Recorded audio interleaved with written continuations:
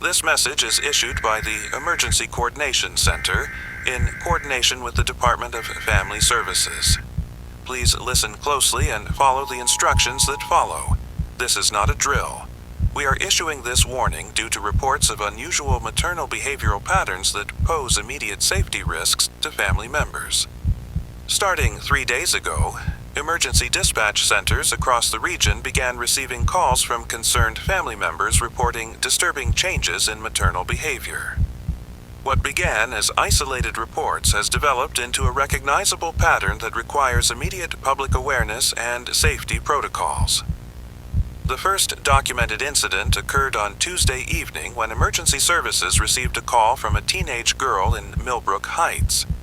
She reported that her mother had been standing in the kitchen for over 4 hours, completely motionless, staring at the refrigerator.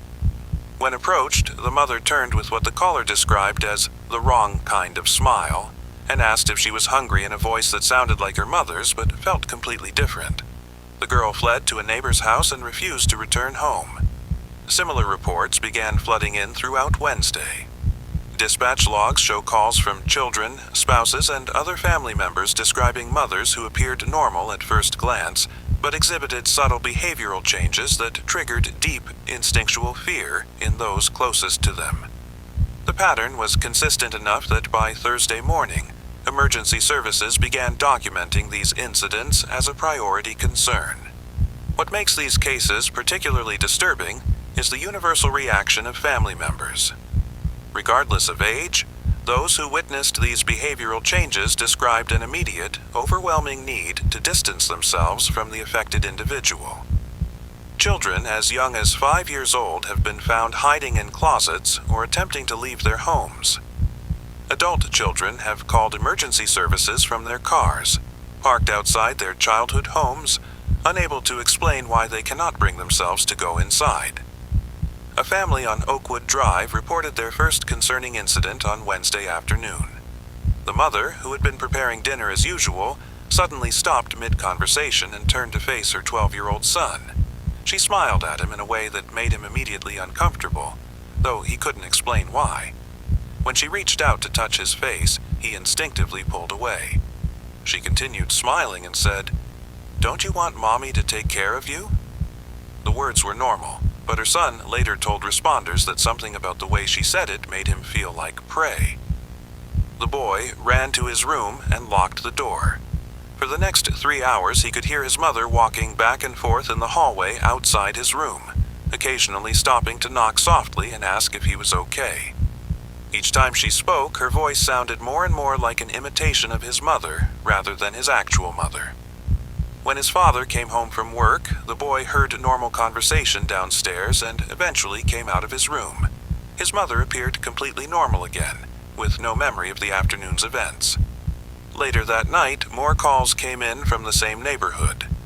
A woman reported that her elderly mother, who lived with her family, had been sitting in the living room rocking chair for hours after dinner. When approached, the elderly woman looked up and asked, "Are you my daughter?" When the woman confirmed that she was, her mother smiled and said, "Good. I was starting to forget what you looked like." The daughter noticed that her mother's eyes seemed to be studying her face as if memorizing it, and she felt an inexplicable urge to leave the room immediately. The daughter spent the night in a hotel, unable to shake the feeling that something wearing her mother's face was still sitting in that rocking chair, waiting for her to return. When she went back the next morning with her husband, her mother was in the kitchen making breakfast and seemed genuinely confused about why her daughter had left. She appeared to have no memory of the previous evening's interaction. Another disturbing case emerged from Pine Valley Elementary when a teacher called emergency services about a mother who had come to pick up her 8-year-old daughter. The mother appeared normal during the sign-out process, but when the child saw her in the hallway, she began crying and refused to leave with her. The mother's response was to smile wider and say, "Don't you recognize Mommy?" in a tone that made the teacher immediately step between them. The child kept saying, "That's not my Mommy," despite the woman clearly being her mother. When the teacher asked the child to explain, she said, "She sounds like Mommy, but she's not looking at me right. She's looking at me like she's hungry." The mother maintained her smile throughout the interaction and continued to speak in a voice that sounded exactly like the child's mother, but something about her presence made everyone in the room uncomfortable. The situation escalated when the mother reached for the child's hand and the little girl screamed. The mother's smile never wavered, but she tilted her head slightly and said, "Don't you want to come home with Mommy?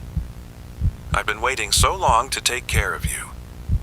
The way she emphasized "take care of" made the teacher immediately contact emergency services and keep the child at school until other family members could arrive. Emergency responders arrived to find the mother sitting in her car in the parking lot, appearing completely normal and expressing genuine confusion about why her daughter was afraid of her. She had no memory of the interaction in the school and seemed to be her normal, caring self.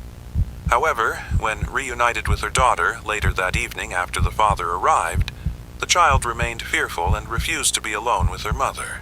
A veterinarian who has been treating local families' pets for over 20 years made an observation that has become increasingly relevant to these cases. Dr. Jennifer Morrison told us that she's been receiving calls from pet owners reporting that their animals have become aggressively protective of children in homes where these maternal behavioral changes have occurred.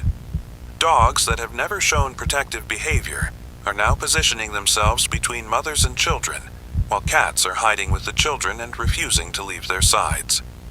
Dr. Morrison explained that in her experience, animals often detect subtle changes in human behavior that people miss. She said the pets aren't just being protective. They're acting like they're protecting the children from a predator. "I've seen this behavior in animals when they sense something dangerous pretending to be safe," she said. "The animals know something is wrong, even when the humans are still trying to convince themselves everything is normal." Child psychologist Dr. Michael Torres has been consulted on several of these cases and reported that the children's reactions are consistent with responses to perceived threats, even when no obvious danger is present. He explained that children often have more sensitive instincts about their primary caregivers than adults give them credit for. When a child who has never shown fear of their mother suddenly becomes terrified of her, we need to take that seriously, he said. Their reaction isn't based on logic. It's based on deep, primal recognition that something fundamental has changed. We have gathered these common stages based on reports from affected families. Understanding these stages may help you recognize the pattern and respond appropriately to protect yourself and your family members. Stage 1 is the subtle wrongness phase. This typically begins with small behavioral changes that are easy to dismiss as stress or fatigue. The affected mother may stand in unusual places for extended periods, such as doorways or windows, without apparent purpose. She might stare at family members for longer than normal, as if studying them. Her responses to questions may be slightly delayed, or she might repeat conversations as if she's forgotten having them. During this stage, family members often report feeling slightly uncomfortable but cannot identify specific reasons for their concern. Stage 2 involves the smile. Multiple witnesses have reported that affected mothers develop what can only be described as the wrong kind of smile. The smile appears normal but feels threatening to those who see it. Children especially seem to recognize this smile as dangerous, often responding with immediate fear or attempts to hide. The smile may appear at inappropriate times, such as when the child is crying or expressing distress. Family members report that the smile seems to be directed at them rather than shared with them, as if they are being observed rather than loved. Stage 3 is characterized by inappropriate responses to emotional cues. The affected mother may continue smiling when family members are upset, or she might respond to crying with phrases like, "Don't you want Mommy to take care of you?" in a tone that sounds caring but feels wrong. She may offer comfort in ways that make family members more uncomfortable rather than less. Her expressions of love or care may sound like threats, though the words themselves are normal. During this stage, family members report feeling like they are being studied or evaluated rather than cared for.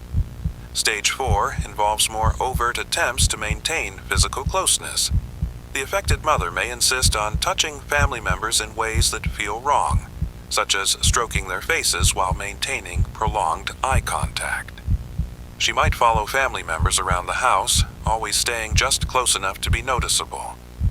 Her attempts at physical affection may trigger fight or flight responses in family members who report feeling trapped or hunted. Children often attempt to avoid being alone with the affected mother during this stage. Stage 5 is the most dangerous phase, where the affected mother's behavior becomes actively threatening while maintaining the appearance of maternal care. She may try to isolate family members from others, insisting that she can take care of all their needs. Her voice may sound increasingly like an imitation of herself rather than her actual voice. Family members report that she seems to be wearing their mother's identity rather than being their mother. During this stage, the affected individual may show no memory of her previous behavior when confronted, switching between the concerning behavior and apparently normal responses. The consequences of prolonged exposure to these behavioral changes extend far beyond simple family discomfort. Children who have been exposed to stage 4 or 5 behaviors report persistent nightmares about their mothers, often describing dreams where they are being chased or watched by someone who looks like their mother but isn't really her. Several children have developed anxiety about returning home from school, and some have begun asking to stay with relatives without being able to explain why. Adult family members have reported more subtle but equally disturbing effects. Spouses have described feeling like strangers in their own homes, unable to relax or sleep properly. Some have reported that familiar rooms feel different when the affected mother is present, as if the space itself has changed. Photographs of family memories may trigger feelings of unease, with family members reporting that pictures of their mother now look wrong to them, even though they can't identify what has changed. Several families have reported electronic disturbances that coincide with the behavioral changes.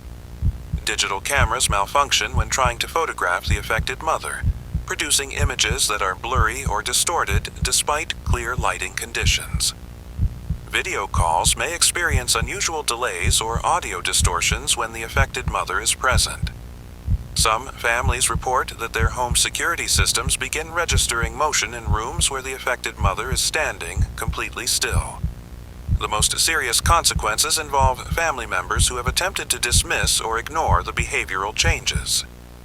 3 families have reported that family members who force themselves to continue normal physical contact with the affected mother have developed what can only be described as a contagious fear response.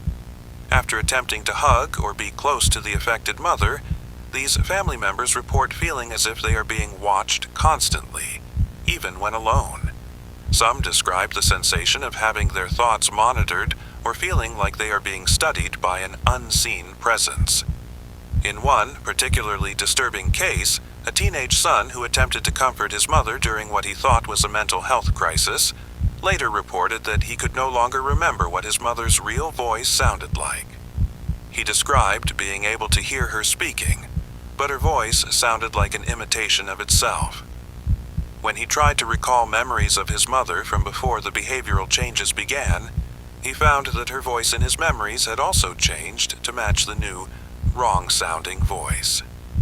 2 families have reported that attempts to seek professional help resulted in the affected mothers appearing completely normal during appointments with doctors or therapists. However, family members who accompanied them to these appointments reported feeling increasingly uncomfortable in the waiting rooms, as if they were being observed by someone pretending to be their mother. Children who were present during these appointments often became more fearful rather than less, despite the apparent evidence that their mothers were fine.